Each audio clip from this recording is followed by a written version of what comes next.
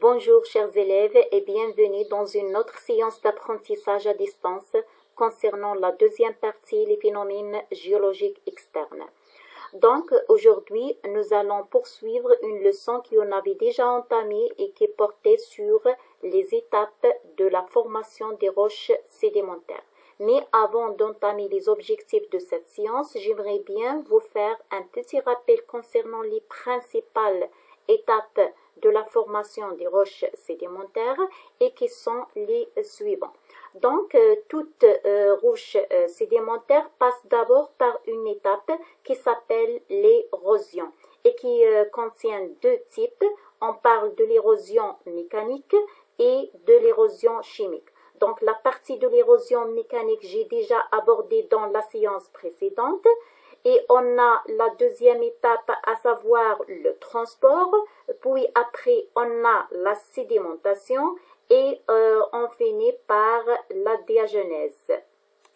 Donc, pour l'érosion, ou bien pour le phénomène d'érosion, on avait dit que tous les paysages géologiques subissent l'érosion qui change leur aspect. Donc, c'est un phénomène qui façonne les reliefs grâce à l'action de plusieurs facteurs comme le vent, l'eau, la variation de température et les vagues. Donc, durant cette séance, on va voir ou bien on va parler, Inch'Allah, de l'érosion chimique. Donc, maintenant, on passe petit 2, influence de l'érosion chimique sur les paysages géologiques. Donc, l'érosion chimique est une décomposition des roches par des produits chimiques. Cette décomposition donne naissance à des solutions riches en éléments chimiques. Donc, l'érosion chimique est une décomposition des roches. Donc, qu'est-ce que ça veut dire une décomposition? Donc, une décomposition, c'est-à-dire la dégradation et la dissolution des roches. Donc, par des produits chimiques ou bien par l'intermédiaire de réactions chimiques. Donc, cette décomposition donne, ou bien le résultat de cette décomposition, c'est la naissance à des solutions riches en éléments chimiques. C'est-à-dire que certains minéraux de la roche sont dissous et sont évacués en solutions riches en éléments chimiques. Ça y est, donc il existe plusieurs types de réactions chimiques qui peuvent altérer ou bien dégrader les roches. Mais nous allons prendre un exemple pour illustrer cette notion. Ça y est, donc on prend par exemple le calcaire. Donc, on a ici la dissolution chimique des calcaires sous l'effet des pluies acides. Donc, on va voir comment l'eau de pluie agit sur les terrains calcaires ou bien sur les roches calcaires. Donc, on a ici le calcaire. Le calcaire, c'est une roche sédimentaire facilement soluble dans l'eau, composée majoritairement de carbonate de calcium. C'est-à-dire que la roche ou bien le calcaire est une roche composée de carbonate de calcium. Donc, on a ici Ca pour le calcium et CO3 pour le carbonate. Ça y est. Donc, les eaux de pluie acidifiées par le dioxyde de carbone de l'atmosphère et du sol. Donc, c'est-à-dire que les eaux de pluie deviennent acides. Donc, lorsque l'eau de pluie traverse l'atmosphère, elles s'enrichissent en dioxyde de carbone. Et la quantité de dioxyde de carbone des eaux de pluie augmente lorsqu'elles traversent le sol. Car le sol renferme bien sûr des êtres vivants qui libèrent de dioxyde de carbone par la respiration. Donc, l'eau de pluie devient acide. Donc, selon la réaction suivante, donc on a dioxyde de carbone plus H2O qui est l'eau va nous donner H2CO3. Donc, c'est l'acide carbonique ou bien donc, on parle ici de l'eau de pluie acide. Donc, on a ici eau acide. Ça y est. Donc, l'eau de pluie acide chargée en dioxyde de carbone, c'est-à-dire acide carbonique, donc regardez ici l'eau acide, devient capable de dissoudre le calcaire. C'est-à-dire quoi? C'est-à-dire que cette pluie enrichie en CO2, c'est-à-dire en pluie acide, va attaquer le calcaire et le dissoudre. Donc, c'est-à-dire que cette eau acide va causer la solubilisation du calcaire, donc VOEBN, du calcaire, ça y est, et le transforme en élément dissous dans l'eau suivant l'équation suivante. C'est-à-dire, il le transforme, c'est-à-dire transforme le calcaire en élément dissous. C'est-à-dire, en produit sous forme dissoudre, c'est-à-dire soluble, DIVA, dans l'eau, suivant l'équation suivante. Donc, regardez ici, on a le calcaire insoluble, donc le CaCO3, plus l'acide carbonique, c'est-à-dire l'acide pluie acide. Donc, on a ici H2CO3, donc va nous donner bicarbonate de calcium soluble, CaHCO3 2, donc bicarbonate de calcium soluble, donc ce sont des éléments dissous dans l'eau. Donc vous voyez ici le schéma qui représente l'influence des eaux acides sur une roche calcaire. Donc ici on a une roche calcaire. Donc vous voyez ici que l'eau de pluie va en effet absorber du CO2 atmosphérique. Donc on parle ici de l'eau acide, ça y est. Donc cette eau acide va attaquer le calcaire, donc ou bien la roche calcaire et le dissoudre. Donc ce qui les verts, comme vous voyez ici, des éléments chimiques constitutifs de la roche calcaire, donc se forment dissous dans l'eau de pluie. Donc maintenant on a l'exercice d'application, donc afin de montrer l'effet de pluie acide et de l'eau de mer sur les roches calcaires, l'expérience suivante a été réalisée. Donc on a ici des échantillons de calcaire ayant la même masse 26 grammes, c'est-à-dire 26 grammes pour chacun. On était soumis sous l'effet de solutions acides de volume égaux et de concentration différente, c'est-à-dire que la concentration de l'acidité différente. Donc le tableau suivant représente les résultats obtenus après 60 jours. Donc on a ici les tubes, ici on a le type de solution et on a ici la masse de l'échantillon en grammes au début de l'expérience et à la fin de l'expérience. Donc pour le tube ou bien la peau numéro 1, elle contenait, comme vous voyez ici, une solution acide bien sûr, ayant une concentration 25%. Donc, la masse de l'échantillon de calcaire au début de l'expérience était de 26 grammes, alors qu'à la fin de l'expérience, on constate que la masse valait 17 grammes. Pour le tube numéro obtenu, une solution acide ayant la concentration 10%, donc la masse de l'échantillon calcaire au début de l'expérience c'était 26 grammes et à la fin de l'expérience, comme vous voyez ici, il est de l'ordre 21 grammes.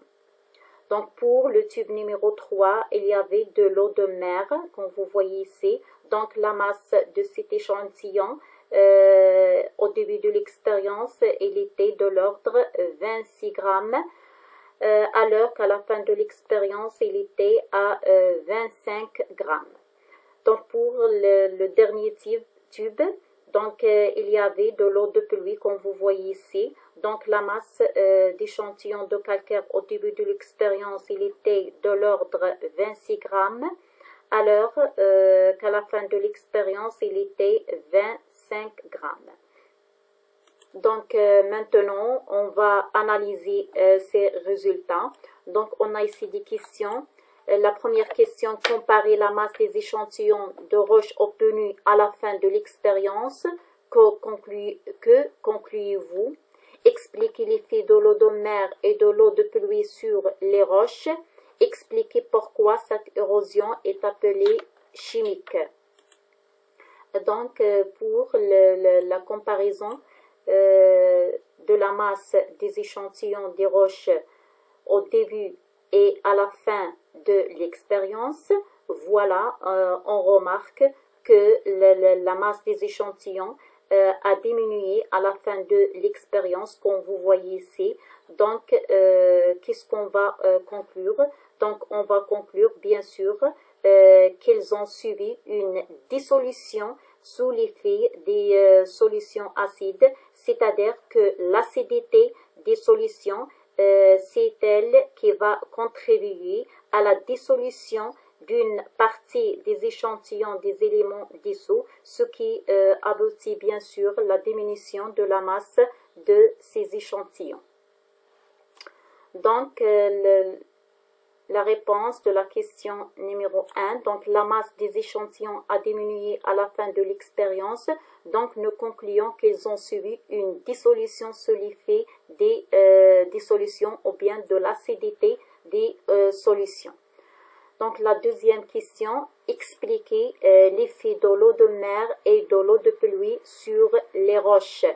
Donc regardez ici.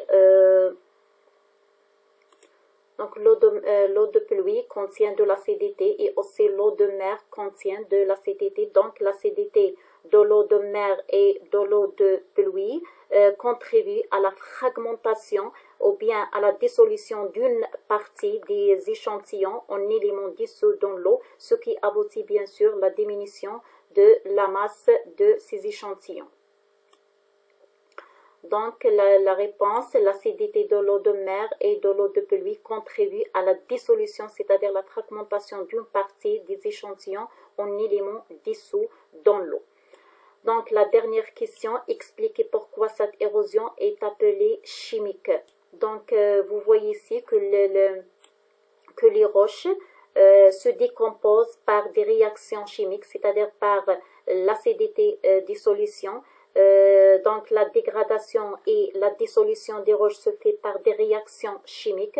Donc dans ce cas, on parle de l'érosion chimique. Donc cette érosion est chimique parce que les roches se décomposent par des réactions chimiques. On passe dans la nature, donc qu'est-ce qu'il passe dans la nature? Donc l'eau de pluie chargée en acide dioxyde de carbone s'infiltre dans les fissures des roches calcaires et les altères, ce qui aboutit à une dégradation partielle des minéraux constitutifs de ces roches, libérant ainsi leurs éléments chimiques, sous forme dissoute dans l'eau. Ce phénomène s'appelle l'érosion chimique. Donc, j'explique ça à partir de ce document. Donc, on dit que l'eau de pluie chargée en acide dioxyde de carbone s'infiltre par les fissures des roches calcaires. Donc, vous voyez ici, on a les roches calcaires et on a ici l'eau de pluie chargée en acide. Ça y est, donc l'eau de pluie chargée en acide s'infiltre par les fissures des roches. Ça y est, et les altère. Donc, qu'est-ce que ça veut dire et les altère? C'est-à-dire que le calcaire va se transformer de calcaire insoluble en calcaire soluble. Ça y est, donc il y a la perte de liaison des éléments chimiques de cette roche, ce qui donne la libération de ces éléments chimiques sous forme dissoute dans l'eau. Ça y est. Donc, ceci expliquait bien sûr la formation du grotte, par exemple, Kourouf, et aussi des gouffres, comme vous voyez ici, donc ce qui caractérise, comme je l'ai déjà dit, les paysages géologiques calcaires. Donc, ici, on a au niveau des paysages, la dissolution des calcaires par l'acidité de l'eau de pluie conduit à des modifications importantes et on obtient par exemple des karstes, donc qui sont des structures présentant de nombreuses cavités. Comme vous voyez ici, on a des cavités diverses liées à la dissolution bien sûr des roches par l'acidité de l'eau de pluie. Donc maintenant, on passe 3, la conclusion pour l'érosion. Donc l'érosion est le processus de dégradation et de transformation du relief et donc des roches. Et il y a plusieurs types d'érosion.